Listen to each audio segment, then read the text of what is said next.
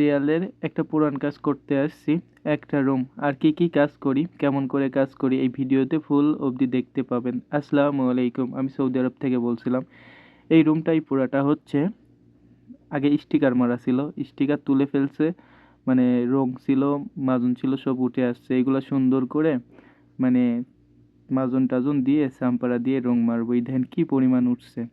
আর আগে যেদিন দিয়ে ফেটে গেছিল ওয়ালটা, ব্লকের বিল্ডিং সবসময় ফেটে থাকে, এই দেখেন জানলার নিচে এইগুলো সুন্দর করে আগে ফাটাই নিছি।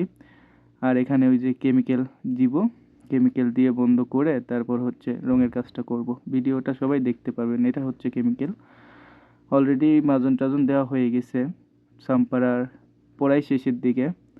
আর আমি এক সাইড থেকে অলরেডি প্রথম কোট যে রং এটা মাখতেছি, ফুল কমপ্লিট হয়ে যাবে।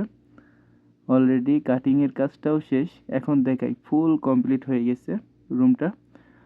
অবশ্যই কমেন্টে বলে যাবেন রুমটা কেমন লাগতেছে, আগে প্রথমে কেমন ছিল আর এখন ফাইনাল হওয়ার পর কেমন লাগতেছে।